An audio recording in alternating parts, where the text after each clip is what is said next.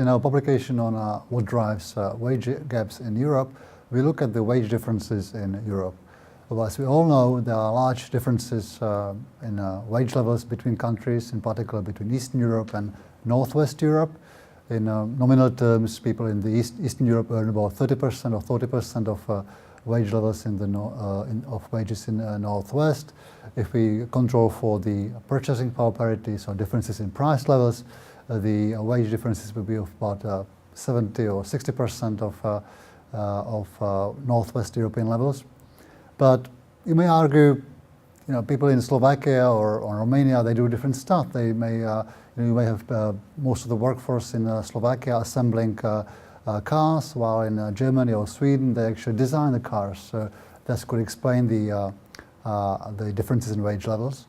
Or people argue it's because of the differences in productivity. People in Slovakia are much less productive than people in Germany or Sweden or Belgium. So we actually control for the differences in the skills and the differences in what people do, what sort of activities they engage in, what sort of sectors they work for, which is actually sort of related to the productivity they have.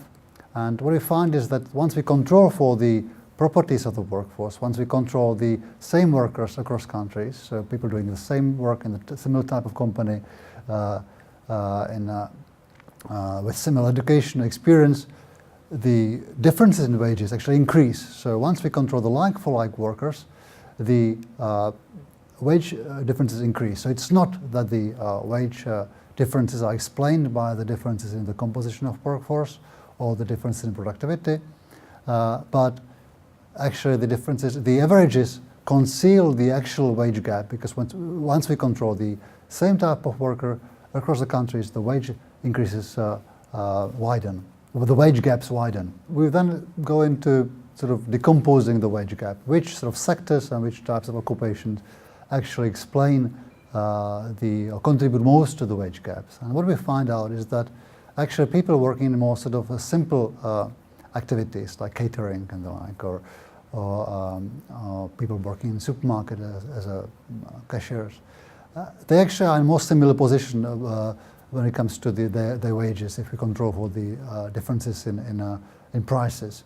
It's people working in sort of more complex sectors like manufacturing, doing like engineers, who actually suffer the most from the wage penalty that people in Eastern Europe sort of are exposed to.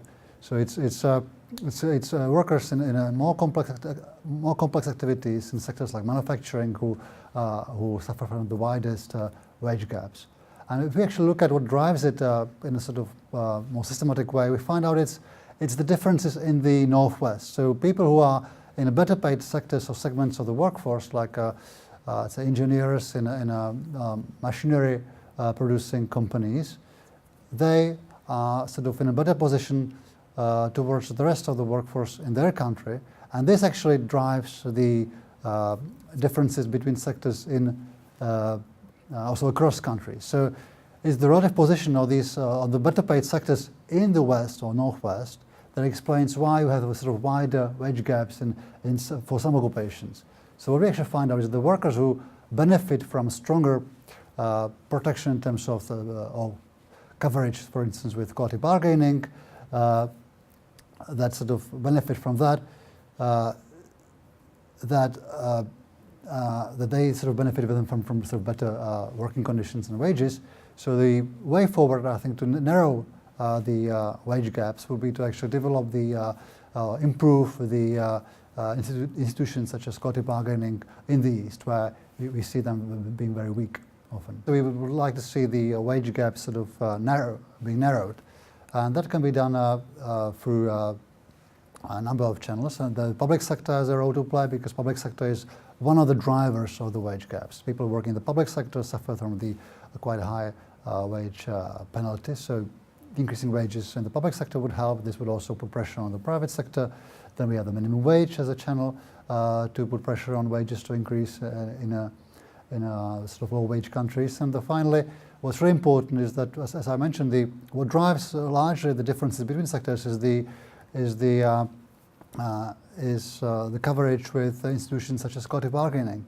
So we observe that sectors such as manufacturing that that are covered with collective bargaining, people are sort of paid better on average than people working in services that were covered. So it will be another way to help improve the wage convergence would be to support the institutions of collective bargaining in the East.